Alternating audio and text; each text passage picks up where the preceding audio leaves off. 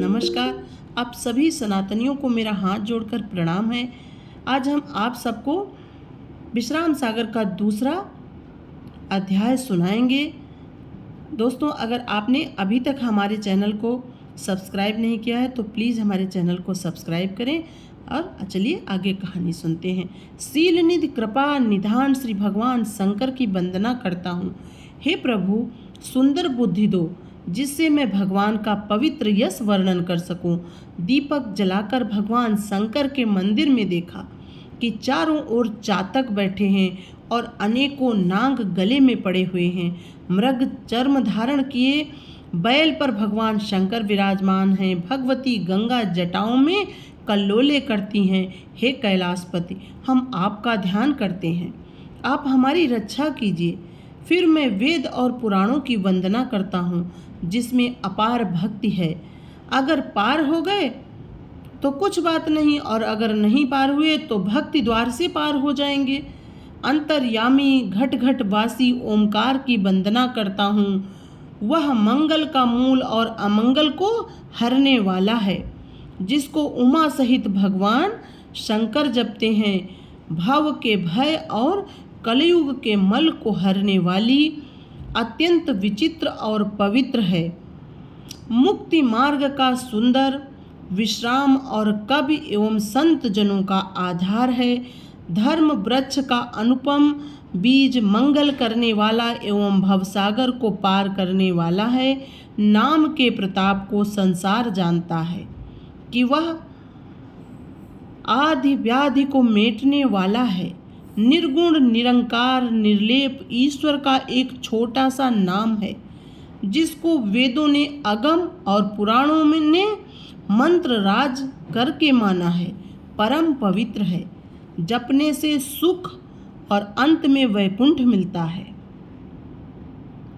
सब मनुष्यों के मन को मोहने वाला, स्मरण मात्र से अनेकों रास्ते दिखने लगते हैं। सर्वशक्ति संपन्न वह महाबल है, उसी के बल पर संत जन निर्भय रहते हैं। कलिमल और दोषों को नाश करने वाला साधु और संत जनों का मन बहलाव है। अलख अगोचर अगम वार पार नहीं सूझता। ओमकार के तेज को सारा जहां जानता है। महिमा शेष और शारदा भी नहीं कह सकती। छोटे से छोटा और बड़े से बड़ा है।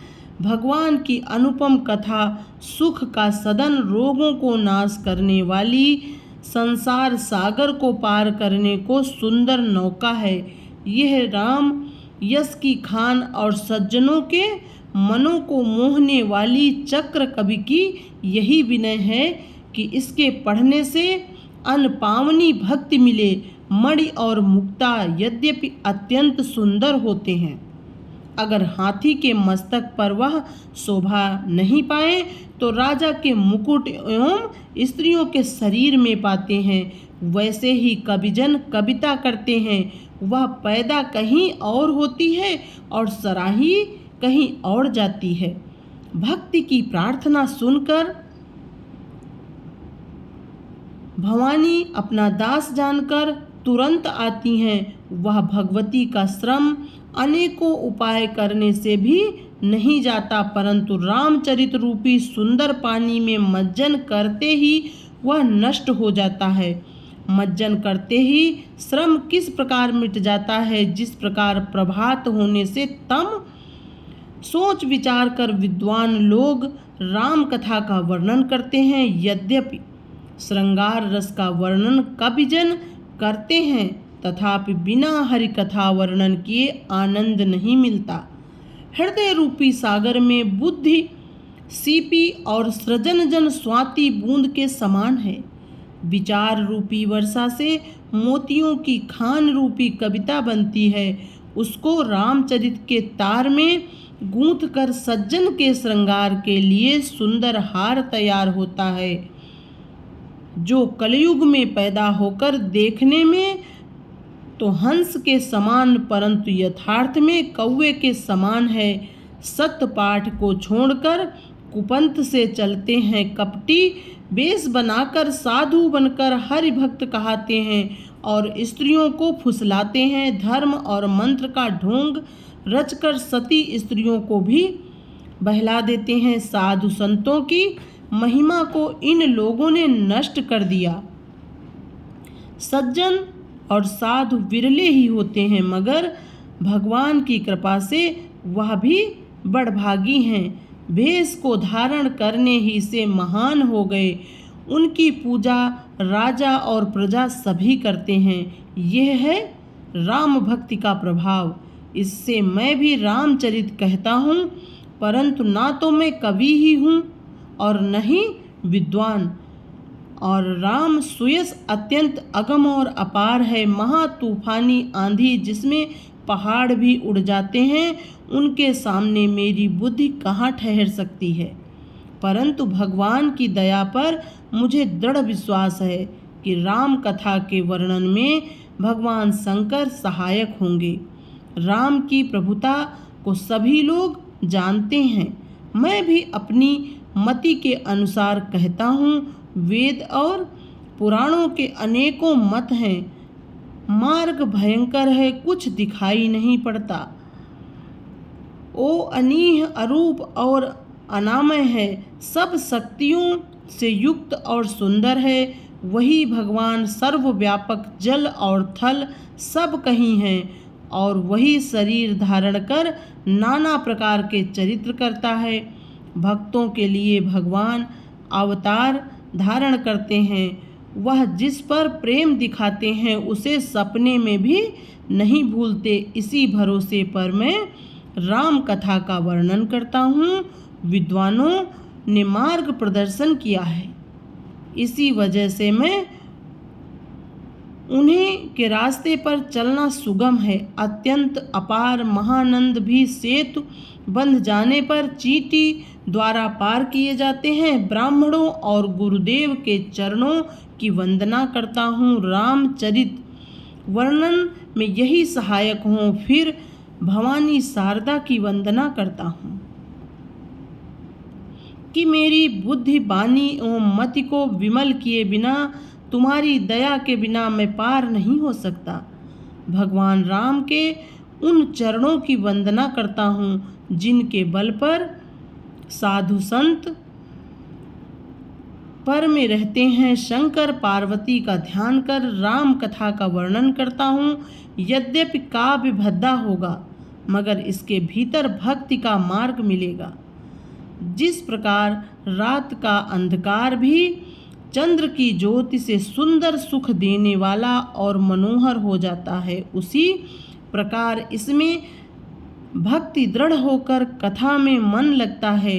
जो इस कथा को मन लगाकर पढ़ता है, भक्ति के प्रभाव से बिना परिश्रम कलिकाल के जाल नष्ट हो जाते हैं। शिव स्तुति गिरजा नंदन गणेश की वंदना कर प्रार्थना करता हूँ कि दया कर ग्रंथ पूरा कीजिए। अपार भक्ति सागर में यह कथा विश्राम स्वरूप हो। इस ग्रंथ को पढ़ सुनकर भक्तजन सुरधाम को प्राप्त करें। मन में संशय के भंवर उठते हैं, मगर सत्संग द्वारा नाश हो जाते हैं।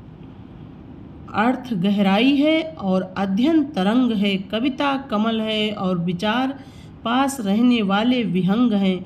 सोरठा दोहा चौपाई और भक्ति रूपी सुवास महासुख देने वाला है। छंद के प्रबंधों को मछली के समान जानो, सीप के समान हृदय में भक्ति को जानो। राम का नाम इसमें मुक्ता के समान शोभा देता है, जिसकी छवि त्रिभुवन के मन को मोहती है। मराल रूपी सुजन जन प्रसन्नता पूर्वक चुनते हैं। कौवे पास नहीं जा पाते। वेद और पुराणों की कथा और कहानी ही इसमें सुंदर रत्न हैं। माँ सुमेरु पर्वत के समान है और सुरत वासुकी नाग के समान है। जो लोग भक्ति पूर्वक मंथन करते हैं उनको अत्यंत उपकारी रत्न मिलते हैं। क्षमाशील और संतोष को धारण कर संशय और मोह का नाश कर दे। इस प्रकार मन को शुद्ध कर भक्ति पूर्वक ढूंढने से इसमें धर्म, अर्थ, काम और मोक्ष चारों पदार्थ मिलते हैं। भगवान का विमल सुयस वर्णन करता हूँ। इसमें सीता राम का स्थान है। इसमें चित्त लगाने वाला जो चाहे वही पावे। पहले हृदय में श्रद्धा होती है, दूसरे साधुओं के से प्रीति होती है, तीसरे भक्ति पूर्वक पूजन, चौथा भगवान के चरण बंदों में प्रीति, पांचवें में विश्वास की दृढ़ता, छठे त्रिकुटी का ध्यान और सातवें समाधि, अष्टम गति जब भक्ति की आवे तब महा आनंद पावे, नवें प्रेम और भक्ति दिखाई पड़े और दसवें में भगवान के दर्शन हो जाए। जन्म जन्म के पुण्य जब उदय होते हैं तभी प्रभु दर्शन होता है। राम की कृपा बिना ये दुर्लभ है। गुरुदेव की दया के बिना दिखाई नहीं देते। भवसागर अत्यंत अगम है, वारा पार नहीं सूझता। रामचंद्र के यशस्वी रूपी नौका में चढ़ जाने पर यह ग्रंथ पतवार स्वरूप है। इसमें के अंदर वेद, पुराण और शास्त्र के मत का वर्णन है। सज्जन जन आनंद पूर्वक इसको कहें और सुने। श्री राम जी का अनुपम चरित्र गुरुदेव श्री लाला जी की दया से कहता हूँ। उन्हीं की दया और बुद्धि बल से मैं सदा निर्भय रहता हूँ। इसका नाम विश्राम सागर है। यह मत उजागर है। इसमें अनुपम राम भक्ति है। इसको कल्प वृक्ष जानो, इसमें संशय नहीं। जगत के चारों पदार्थ इसके लिए दुर्लभ नहीं। यह भद्दी ही सही, मगर इसमें राम और कृष्ण की अनुपम भक्ति का रस भरा है। वेद, पुराण और शास्त्रों को मानने वाले इसको पढ़कर प्रसन्न होंगे। इसमें वेद, पुराण और संत मत का ही वर्णन है। एक प्रसंग भी कल्पित नहीं है। विद्वानों ने जो पहले कहा है और ग्रंथों में जो लिखा है, अनेकों ग्रंथों को देखकर सबको संग्रह कर दिया है। भाषा का ये सरल काव्य है। इसको सभी लोग प्रसन्नता से पढ़ें। इसमें राम भक्त दृढ़ होगी और अंत में वैकुंठ प्राप्त होगा।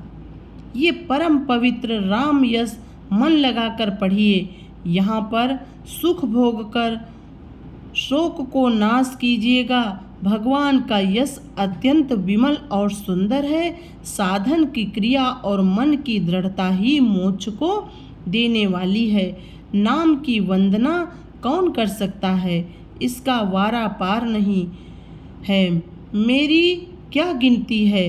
जब शेष और शारदा भी हार मान गए, सीता, राम, लक्ष्मण, हनुमान तथा मेरे गुरुदेव श्री लाल की ही दया है जो मुझे प्राप्त ज्ञान हुआ। इति श्री विश्राम सागर सबमति आगर पंडित सुदर्शन लाल त्रिवेदी वैद्य शास्त्री रचित नाम वंदना द्वितीय अध्याय समाप्त। दोस्तों, अगर अभी तक आपने हमारे चैनल को सब्सक्राइब नहीं किया है तो प्लीज़ हमारे चैनल को सब्सक्राइब करें और कमेंट करें, वीडियो को शेयर करें। Thank you.